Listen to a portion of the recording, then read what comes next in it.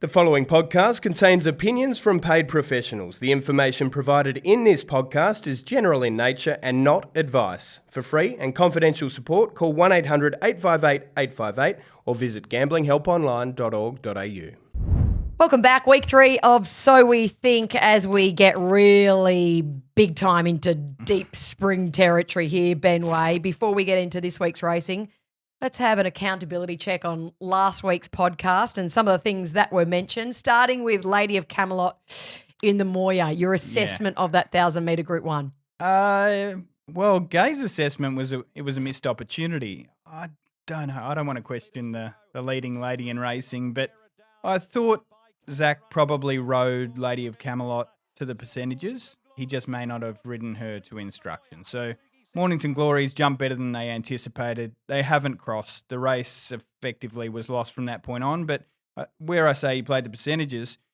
so they would have preferred him to keep gut busting and go for the lead, whereas he's opted to keep the favourite and main danger 3 deep, and ultimately he's been beaten by the horse on his inside. So from a betting side of things, I got nothing. To anyone who bet each way when we spruiked it at $8, hats off. But, it was a missed opportunity for me. Got that wrong. I'll put my hand up. Got that one wrong. Yeah, but it was By this far. Horses for courses, Mornington Glory 4 from 4 over the 1,000 at Moonee Valley now. I think there was probably a lot of questions whether he was a Group 1 horse. He's won one now, and he had everything in his favour, especially jumping so well and being able to sit right there on speed and dictate the tempo, which was slow for the majority of the race. All credit to Ethan Brown and you got to remember Zach's team. still learning, and it's not just about learning how to ride. It's learning how to ride for certain people in certain races on certain tracks. And he's inexperienced at Moonee Valley. And they would have seen, hey, the clock says you went moderately. Why weren't you in front? And it's as simple as that for the Waterhouse and Bott stable. What else did we suggest? We suggested I Wish I Win would be hitting the line well, and so to Giga Kick, and I guess that was the case. For anyone who backed I Wish I Win, I completely get it. They've just gone for the best horse in the race, but you've got to look at circumstance, and 1,000 metres first up probably wasn't the go. Big flashing light for him. Yep. He's right on target for the Everest, no doubt in that. Giga Kick, I thought, and Private Eye out of the Concord at Randwick, considering the bias that we had on the day. I walked the track for a portion early on in the day. The grass was short, the track was fast, it was firm, rail out 6. It just meant that you had to be, for the majority of the day, you had to be hard up rail, settling in the first couple. The only real exception to the rule was in the fillies race where you had Amina and Manal rattling home, but you look at those early splits in the race, that was all tempo related. Like there was no way they were able to sustain that type of gallop. And they've probably got the class edge. They've proven that. So they were able to overcome circumstance as well. So for Giga Kick, first up after a year off, obviously he didn't win, so I lost money there. But he, I think it was a pass mark for him. He's not a 1,000-metre horse. And to be fair, and I think a lot of people who were at Randwick on this day, when he walked into the yard, I did go, ooh, you are carrying a bit more condition than I thought you would. Right. And so he will derive a lot of benefit from that first up effort, and then over the 1,200 metres in the next couple of weeks, I think we're going to see the best of him. Same with Private Eye. And it was good to see Amelia's Jewel. She did make that statement. We wanted to see it. Yeah. And, of course, she didn't win that first up effort over the 1,400 metres, but with track bias, I don't think she could have done much more. So long story short, not many bubbles burst, except maybe there's a question mark now with Estriella as to how good it is. Yeah, I think sitting 3 wide obviously didn't help her cause around the valley, but for a horse who has been discussed as a potential Group 1 winner in waiting, and that's not just us saying that. There has been... She was top 3 in the market for the Everest. Yeah, a huge amount of buzz about her over the last little while. Yeah, I think jury could be out with her going forward. Let's get into this Saturday. We get to Flemington for the Group 1 Makybe Diva Stakes over the 1,600 metres, and the big question for everybody is, does Pride of Jenny bounce back from that flat, let's call it flat, first up effort in the Memsie? I know there were a few things against her, the wind primarily being one of them and her first up record, but can she bounce back and win second up? So what were our pre-race? What was Concerns? our pre-race discussion? So with her, we thought she'd gone past Mr. Brightside, but that we may not see the best of her until a little bit later on in the preparation. They were our concerns there.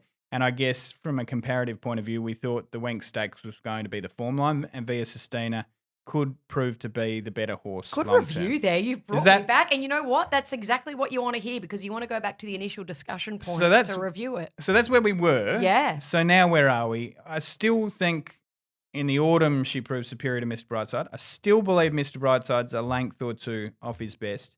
And I still think Via Sistina's the better horse of the three at the moment. Yep. So she looks very difficult to beat. Can she bounce back? She can bounce back this prep, but I'd need to see improvement before I backed her. 100%. And of course we want to see her back because she's great for racing. She's been a big talking point for the last year at least, when she's, clocked up those Group 1s, including the Queen Elizabeth and the All-Star Mile. Besides the QE2 win, where she did beat a crack field, like that was a ripping field. What do you think about her Group 1 victories over the past few seasons? Do you think she's beaten the best of the best? Because you listen to Chris Waller and Via Sistina, especially what she did first up 1,400 metres for a horse who hasn't won a Group 1 over 1,400 metres before. Like that was seriously, seriously good. And let's not forget, Via Sistina's SP'd, a near even money in that Queen Elizabeth. So it's not like we're retrospectively saying this. It was predicted pre-race that was the superior horse. And Pride of Jenny, you can sit there and go, we've got that wrong. She's taken all before it. Look at her. She's won easily. But circumstance is a big thing in racing. And, it's just whether she can replicate that time and time again. And the first up run would say maybe she can't, but I won't say she can't. And I agree with you. The spring will be made if Pride of Jenny is at her best in those big races later on. And circumstances, we've discussed this before. Obviously, in that big win in the Queen Elizabeth, jockey's asleep at the wheel. I think I heard Chris Waller say this morning that, Pride of Jenny and the team, they pulled everyone else's pants down. That was a great quote. Yeah. They won't let her do it again. And over the mile, she won't get the opportunity to put that margin on the field. We know they're going to settle. I don't know why there's so much discussion. Oh, will they settle? Of course they'll settle closer. Like there's no way in the world she will ever go out and lead by 30 lengths ever again. That's my view. If she's facing opposition who have seen or have been part of what she's done in the past, that's never going to happen again. You wouldn't have thought so. No. So we get to the Run to the Rose at Rose Hill, and it's arguably the race of the day for me, for the 3-year-olds heading towards the Golden Rose in 2 weeks' time. It's all about whether Storm Boy can replicate what he did first up in the San Domenico. And so you lacked confidence heading into the first up sure run. Did. Where are you at now? You've got to be confident of what you saw first up over the 1,100 metres. Complete flip. I think so. I mean, he's convinced me that he's back. Second up, I hope he doesn't flatten. There's always question marks, especially of back end of the autumn, what happened. But, he is back in a big way. There is no dancing around that nowadays. He steps up to 1,200 metres, which is going to suit him even better. He does face tougher competition here. I don't think he's going to win by the 3 lengths that he did in the San Domenico. But, he's back in a big way. And you've got to accept that. I've got to accept that. If you're Coolmore and you've got both runners in, Storm Boy and Switzerland, assuming they both go around Saturday, what do you want to see? Because we know that plan A is to have Storm Boy go to a Guineas and Switzerland to run in an Everest. So if Storm Boy smashes Switzerland by 4 lengths over 1,200, where does that leave them? It's a great question, because if he does that over the 1,200 metres, then he's got to be your Everest horse, because can you see Switzerland? I mean, Switzerland's first up. So he's going to lack a little bit of fitness and race practice first up compared to what we saw Storm Boy do first up.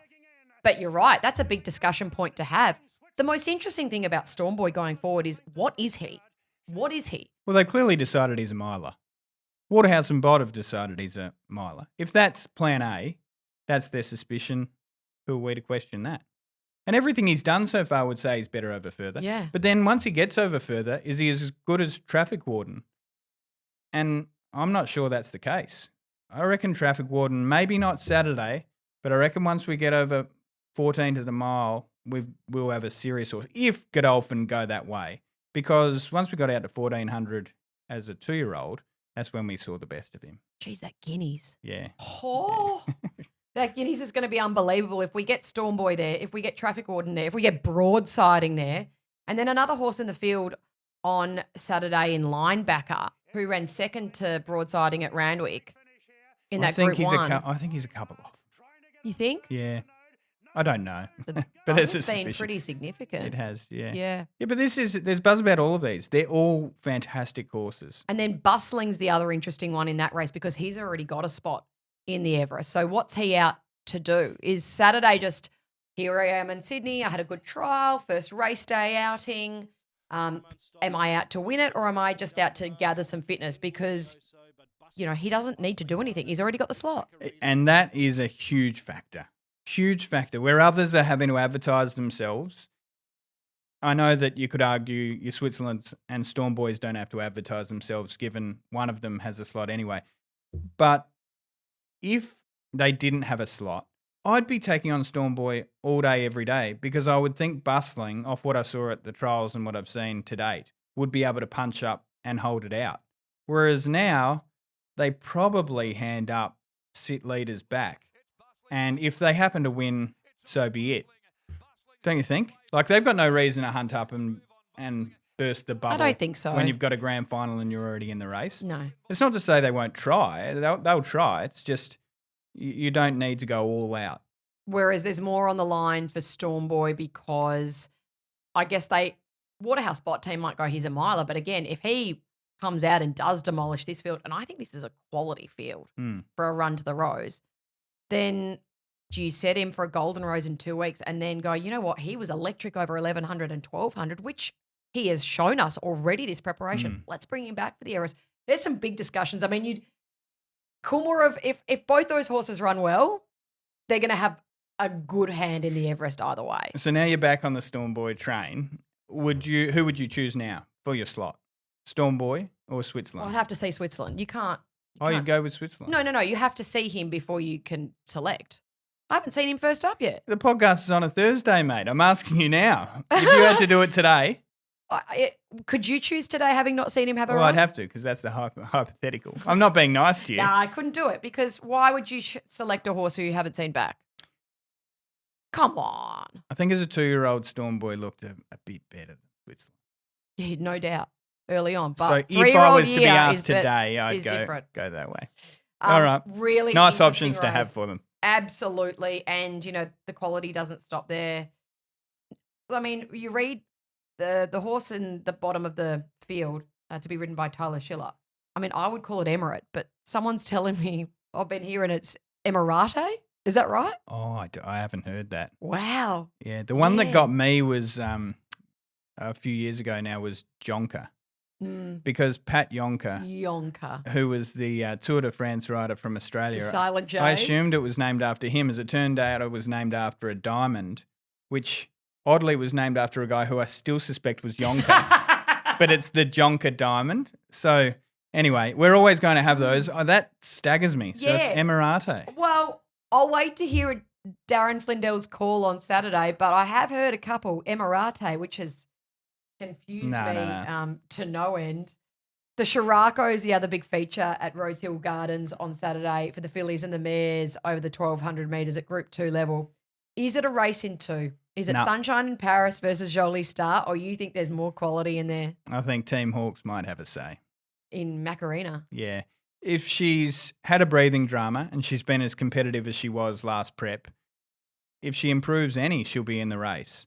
The others are top quality, and maybe the favourite is not just a star, might be top tier. Her record is unbelievable. We'll find out Saturday. Only figured out of the top two once in her career. Oh, no, I think she's been in the top two her entire career. Never been out of the top two. No, she's good. We'll find out how real good. You know what I love is this time of year when you roll into races like this where you chat to several stables and they're all confident. Absolutely. And you get the impression with this edition. And it's funny, with races like this, whether it be sex-defined or age-defined, you quite often get an average crop. Whereas I feel as though we've been talking about length, about these 2-year-old turn 3-year-olds, and a lot of the boys in particular are handy. Then you've got the Manal versus Amina, and then you've got this crop who look really handy. So you've got these restricted races that are really, each and every one of them are going to be great. Yeah. I mean, that race on the weekend, I agree with you. There are multiple Group 1 winners in this, of course. Sunshine in Paris, she won this last year before things went amiss before she had a slot in the Everest. Jolie Star, she's won 1,000 guineas, and we probably had her pegged as a miler. And then the training brilliance that is Chris Waller has brought her back and said she's electric over the 6 furlongs. Royal Merchant, she's a Group 1 winner in South Australia. We probably haven't seen the best of her for a little while. And then Tiz Invincible, I mean, she was terrific through that 3-year-old Princess series where we're seeing the likes of Manal and Amina do battle at the moment, and Autumn Glow, who we'll get to see next Saturday. I agree with you. I think it's a great race. We'll reserve tips for the end.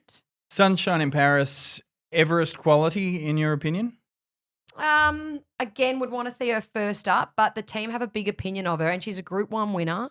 She won this last year, and remembering last year when she won the Sheraco, she firmed significantly in the market. So if she's come back in a big way, she's going to have to mix it with the best of them. She might have to go up a notch to mix it with, I think Jolie Star will be one of her main competitors on Everest Day. Be interesting to see them go toe-to-toe this early in the spring. It will. Hey, speaking of Group 1s. Yes. The Everest. Yes is the answer. Is potentially going to receive Group 1 status. We hear in the next 3 or 4 weeks, which seems swift, but we have been talking about it being the number 1 sprint-rated race in the world for a long, long while. That would take us, if we also add in the fact that the All-Star Mile will get Group 1 status as well, a bit of I'll scratch your back if you scratch mine. That would take us to 76 Group 1s in Australia. So ask the question. Are there too many Group 1s in Australia? Yeah. And it's not fair to just answer like that, really. You need to go into detail and compare it to other countries and compare the amount of races that we have, maybe establish which distances have certain Group 1s, which sexes have certain Group 1s, and then go through and say, right, which ones maybe don't deserve that status anymore. We've got a little lost through the course of the spring with some big races like the Hill Stakes being 2 million, like the King Charles being worth a stack, with the Everest concept coming on, where traditional Group 1s maybe don't have the gravitas that they once had, and Group 2s can randomly be worth a couple of million. So I think, in answer to the question, in a longer answer, we need a real rethink. So if we get to 76, can I throw some things at you that might make you If I say no, will you do it anyway? Yeah. Okay, go. There are 11 Group 1s over the 1,400 metres. Okay.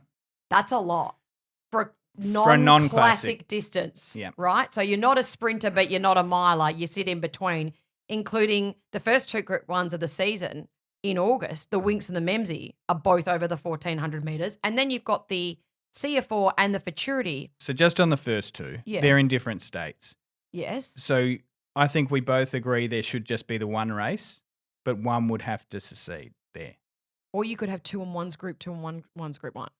Okay. Maybe. Who's going to take that bullet? Great point. Not for me to decide. It's almost like we need a huge national body that oversees Isn't this. it, buddy? Yeah. Yeah. The CF4 and the Futurity, both at Caulfield in the autumn over the 1,400 metres at Wait for Age, are 2 weeks apart. So, they're the same Group 1. Yeah. They're the same Group 1. The Turnbull over the 2,000 metres at Flemington is at set weights. And then a week later, the Caulfield Stakes is over 2,000 metres. Yes, it's at Wait for Age, but similar style of horse. So Caulfield Stakes is in the gun.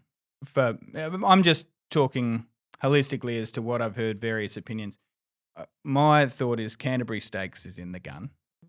But that's only if you're of the opinion that if you get a few, you need to lose a few. Before we were adding 2 Group 1s, I still thought we needed to lose maybe 8 to 10. If this keeps going, are we going to get to the point where we've got 100 Group 1s? Well, you devalue the Group 1s. I agree. And I would argue they're already devalued. That's not to say as an owner that it's not a huge rush. And as a breeder, we know the importance of getting this black type. But when you've got 600 black type races, like your book just gets full like that. It's not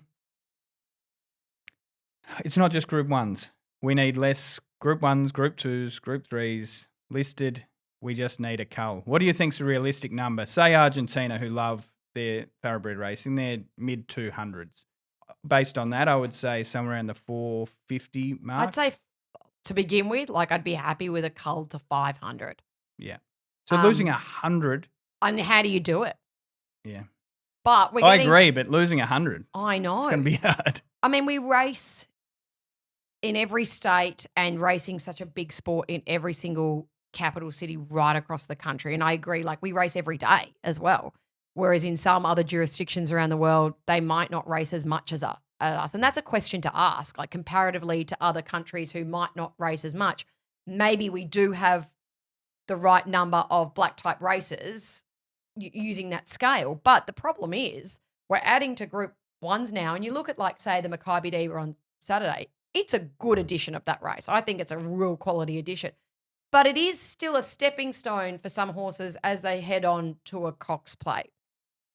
I know that in harness racing, you were discussing this earlier, there's another tier of like Group 1, so to speak. And there are races like, so the Cox Plate, the Melbourne Cup, the Golden Slipper, they're like Group 1 plus or something, you know what I mean? And that's where it gets hard. We shouldn't have a situation where lead-up races to a Group 1 are Group 1s. And prize money has probably warped it as well because we have a few lead-up races that are just worth a stack and you sit there and you go, how did that happen? And for what purpose is that? I assume the Hill Stakes, I probably shouldn't speak without looking at it thoroughly, but I assume the Hill Stakes is the feature on the day and they wanted a main attraction through every week. That's my guess. There's also been a number of races added over the last few years that are named after administrators or, people who've made a contribution to the wider racing industry. Like the Gay Waterhouse is a listed race at Ipswich. That doesn't sit well with me in the fact that her race across Australia, and she is the first lady of racing. She will be the greatest female trainer that this country has ever seen. And that's her race. But we've got administrators who make a huge contribution to the industry. Don't get me wrong. But they get races worth like $2 or $3 million in Sydney. That does not sit well with me. Isn't it one of Bruce's great bugbears that There's no Farlap Group 1. Doesn't have a Group 1? 100%. He's so For anyone out there, if you ever bump into him, just say, you know what winds me up? I reckon you'll get 20 minutes out of him. But I reckon he would completely agree with the fact that that's out of whack. Going forward, maybe we could look at that. Yeah, well, we have a panel. In that blue book, we have a panel that establishes status and maybe there are other driving forces. Maybe we need a guest on our podcast, a member from the panel. Good luck. Explaining the decision-making. Speaking of higher powers that be, Jamie Carr at the moment, she has found herself in a spot of bother after her ride in the McNeil Stakes on board Let's Face the Music. If you haven't taken a look at the side-on race vision and also the steward's vision, worth a look. I'm not here to cast judgment on the ride or Jamie or what happened on that day. That's essentially before the courts at the moment. But my issue at the moment is this is going to take a long time, and I don't think that's fair for anybody involved in this. No. Generally, crimes get worse the longer the deliberation goes on. I find that with AFL tribunals, judiciaries, etc. The day of the event, it's 2 to 3. The next day, once the media gets hold of it, it's 3 to 4. By the time they're going to get suspended, they're looking at a life sentence. And you think, can't we just go back to when it was fresh and we weren't looking at this so critically? Jamie's ride, having read the rule thoroughly, it is hard to argue either way because it's a little grey. It's similar to out of bounds in AFL. So it used to be deliberate out of bounds. Now it's insufficient intent to keep the ball in. Well, that's how I kind of see the greyness of this rule. It's not that you hooked a horse. It's that you didn't give it every conceivable chance to improve its position. Based on that rule, I find it very hard for her to defend herself. She can say, I had the flu, it was windy, the gap was opening and closing, I've lost confidence since my fall. All, in my opinion, very reasonable excuses. But you can't look at that vision and say she gave the horse every chance to improve its position. The reasons really are irrelevant. according to the rule, not to me. Yeah. So, and from a steward's point of view, unless you have, and I want to preface this, we're only talking about this because Jamie's the one that's been charged with this at the moment. But in any case, if you have Betfair records that suggest malfeasance or you have texts that suggest wrongdoing, we don't know any of that. If you do, it's clear cut. If you don't, is there much difference between a jockey that lost confidence, a windy day, an error in judgment, a missed opportunity? I would argue I see 10 of them a month. Yeah. And that's a really good point. And you're right. We're not privy to some of that evidence at the moment. But at the moment, so on Friday, there's a directions hearing. So nothing happens at that. They just talk for a little bit and then they're going to set a date for this to be heard by the VRT in time. We're heading into the biggest carnival that Melbourne has for the year. She is the biggest star in Victoria by a country mile. I struggle to see, the evidence is the vision that you've got, her statements of other riders, statements of the trainers and the owners, plus probably if there are betting records. And to they go would along take with time. They would take time. They would take time, but also and text messages would take time. we need to deal with this a little bit quicker than what we're doing. Well, isn't there an option to treat it on face value and then up it if you came across that down the track? There may not be, but I feel like that would expedite the process. So deal with it based on the vision and what you've seen and everything. And I think based on this is a differing opinion to what I've heard from many this week, but I think looking at the vision, it's hard to argue she did give the horse every chance to improve its position. The gap was there. It was there for the taking. So I get her reasons why she didn't, but I think based on the rule, it's going to be really hard for her to defend that she did. Yeah. So she will get weeks, and I feel as though she should have got weeks 2 days after the event. Yeah. And now we're sitting here still wondering when we'll find out. And it's unfair on a number of people. It's unfair on her because she will be riding with this hanging over her head, and I don't think that's entirely fair, especially if she's found innocent of the charge. So that's hanging over her head. But also in terms of her bookings, there's going to be people who think she's a great rider, and she is. She's an amazing rider and she's an amazing horsewoman, and they're going to support her with giving rides. But there's also going to be other people who might have given her a ride and go, well, at the moment, I'm not going to give her a ride. But the owner of that horse has come out and said he's happy with it. Yeah. It happens. These things happen in racing. She missed a half gap, probably a full gap, but it happens. Think about if we got judged on a show. Now, I shouldn't put you in the same boat as me because I can have some stinkers. But if I have a stinking show and they go, Ben, you need to be better than that, 2 weeks, no money. You're just off for 2 weeks or 2 months. Like a plumber, hey, mate, did you see that drain that you blocked? It's blocked again. A month, no pay. Like you do need to remember these are humans that make mistakes. If you can't prove it was deliberate, which is very hard to prove, then, a slap on the wrist, a couple of meetings that says do better next time, and then let's get back to it. Again, there's things that we might not be privy to at the moment, and we'll find out in time, but I just wish this was expedited because I just don't think it's good for the carnival. I don't think it's good for her. I don't think it's good for anyone. Unless this can be dealt with in a quick and timely manner. No, and this whole, we need to wait until blah, blah, blah is available. Oh, my God. That's you your job. You need to be available. Be available. That's your job, right? Yeah. You're away, come back. Come back. Deal with it and then head off. You're not busy 90% of the time. Or I'm sure am I being mean there? No, I'm sure that in that role, you can't be. No, I agree with you.